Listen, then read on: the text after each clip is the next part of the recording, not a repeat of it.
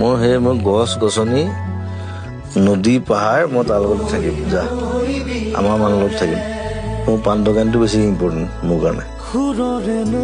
মোক আচলতে মানে চবে ঘৰৰ মানুহ বুলি ভাবে দিনটো বাহিৰত বহি থাকোঁ মানুহবোৰৰ লগত কথা পাতি থাকোঁ আৰু কথা নাপাতিলেও বেয়া পাব যিমান পাৰোঁ সন্তুষ্ট কৰিবলৈ চেষ্টা কৰোঁ মই চেলফিছ নহয় মই নিজক ভাল নাপাওঁ মই মানুহক ভাল পাওঁ মানুহে মোক যিটো মৰম দিছে সেইটোৱে মই সন্মান ভাল ভাল কাম কৰোঁ মানুহৰ কাৰণে গছপুলিৰ কাৰণে কাম কৰোঁ বানপানীৰ সময়ত কাম কৰোঁ আমি ওলাই আহোঁ আমি সেইধৰণে কাম কৰোঁ কোনো ৰাজনীতিৰ কাৰণে কাম নকৰোঁ তো সেইমতে আমি কাম কৰি যাওঁ ৰাইজৰ কাৰণে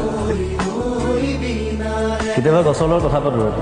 মানুহৰ লগত কথা পাতি আমনি লাগে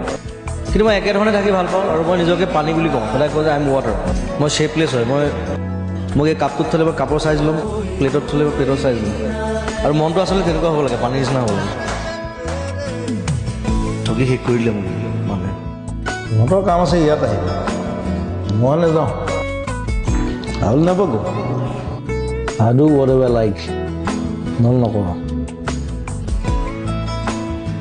নাই মই মিছা কথা নকওঁ সেইকাৰণে মই যিটো কৰোঁ সেইটো মই খোলাকৈ কওঁ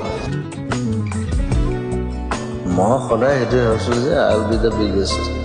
মই আগলৈ চাওঁ সদায় পিছফালে ঘূৰি নাচাওঁ কেতিয়াও মোৰ যেতিয়া 70 বছৰ হ'ব তেতিয়া মানুহে কি কি হিচাপ ৰাখিছে